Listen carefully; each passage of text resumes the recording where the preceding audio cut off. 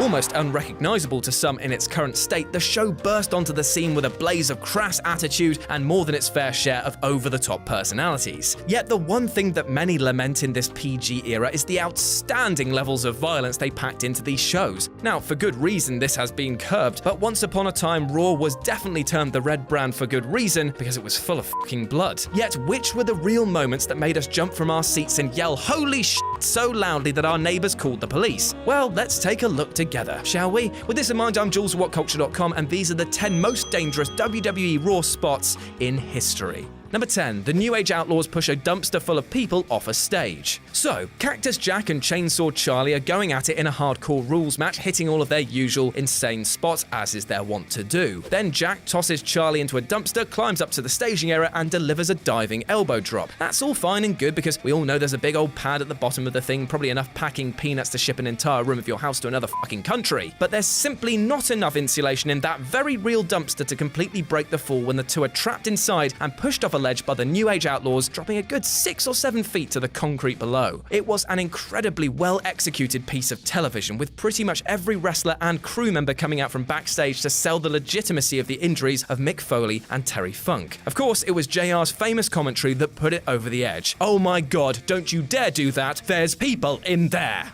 Number 9. Van Terminator to Kane with a chair. TLC4 was the first installment of the crowd-pleasing match gimmick to appear on an episode of Raw, and it featured 4 teams instead of the usual 3. This was mental when you consider how set to fucking injury these match types are, and the fact that there was now a 4th team in the mix, but it did give us this moment. RVD was off the leash and made the most of every second. As he ascended the top rope and flung himself from one ring post to another, the crowd erupted. It's a moment destined to wear out mouse buttons as you repeatedly watch Kane get decimated. I tell you what though, I bet Kane was glad to be wearing a mask so we couldn't see him cry, because me, that looked painful. Number 8. Shane McMahon crossbody off the top of the cage. Now this one deserves some extra points for being delivered by an outright amateur. Shane McMahon had only participated in a couple of WWE matches at the time of his interference in this cage match between Test and some members of the Mean Street Posse. Complete with dress slacks and a buttoned-up shirt, Shane O'Mac climbs to the top of the cage and, without even taking a second to pause and consider the ramifications of what he's about to do, flings off said cage and onto the members of the posse who are waiting for him down below.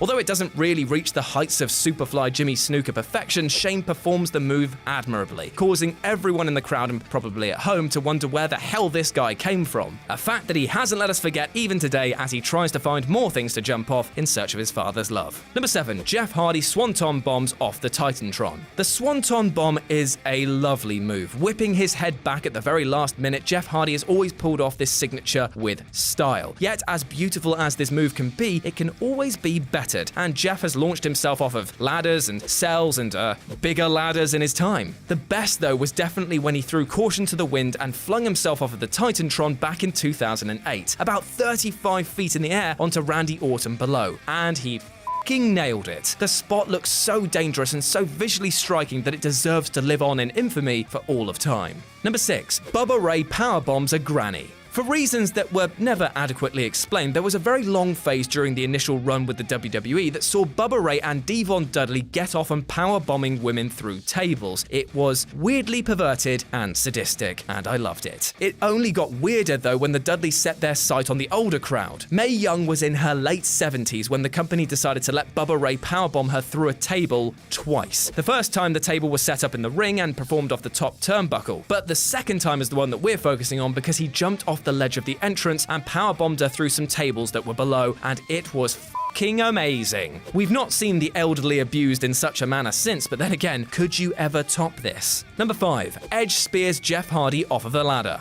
The night immediately following their legendary tag team cage match at Unforgiven, the Hardy Boys and Edge and Christian were tasked with trying to recreate some of that magic on an episode of Raw. That's a damn near impossible feat considering the toll Unforgiven took on their bodies, but the Raw match still managed to pull out some absolute gems. With Jeff Hardy dangling from the chain that held the tag team championship belts, Edge ascended to the top of a ladder and spears his positively soon-to-be corpse right into the mat, a solid 15 feet below. There seems to be no way to take this move properly without some form of pain, so massive props to Jeff and Edge for surrendering their bodies up for a free TV crowd. Number 4. Shawn Michaels superkicks Shelton Benjamin's head off. Aside from this being one of the greatest matches to occur at the tail end of Michael's career, his match with Shelton Benjamin provided what is unquestionably the greatest superkick the Heartbreak Kid ever executed. By the time that HBK fought Benjamin in 2005, he performed the sweet chin music like, 8 million times, yet even a guy who spent 3 decades perfecting a sidekick to the face has to find it difficult not to knock somebody's head clean off when that person is launching themselves across the ring into said kick at full speed.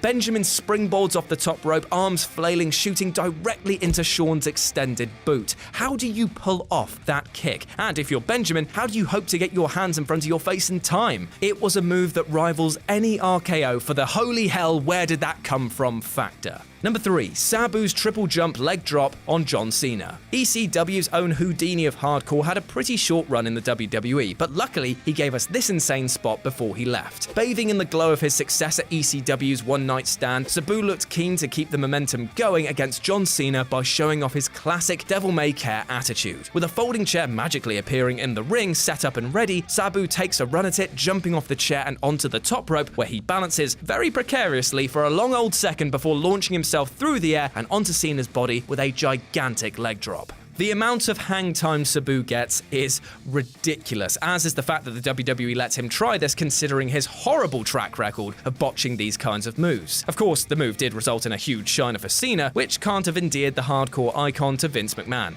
Still looks fucking great though. Number 2. Ken Shamrock takes an unprotected chair shot to the skull. Taking a shot to the face with a chair is more science than art. It's a simple matter of timing, really, to make sure you get your hands up in front of your cranium before the chair comes down to crush away all of your living memories. Apparently, no one gave Ken Shamrock that memo, though, because the dude decided to take the brunt of that thing with his damn face. And at the time, The Rock, who was giving said chair shot, wasn't exactly shy when he was wielding one of those bad boys either. Between this spot and the unmitigated horror that was his chair shot marathon against Mankind at the Royal Rumble 1999, it's incredible that The Rock was even allowed to sit on a chair again while performing on WWE TV. And number 1, Kurt Angle's moonsault off the top of the cage. First of all, it needs to be said that this cage match between Kurt Angle and Chris Benoit was a damn clinic on weaving technical wrestling with dramatic storytelling. And now the WWE is slowly putting Benoit matches back on the archives, you too can witness the death-defying Kurt moment. Up until this point, Kurt had never really shown his distaste for gravity so greatly, so him performing the moonsault was a shock. But also check out the obscene amount of hang time. That's the exact opposite of what most Daredevil types try to do when they come down off the top of the cage. And this wasn't the only crazy move from the top of the cage, as this match also features an incredibly dangerous diving headbutt from Benoit, which had all sorts of hazards attached to it. But ultimately, Angle's moonsault took the crown that night because we'd never seen anything attempted by him that high risk before.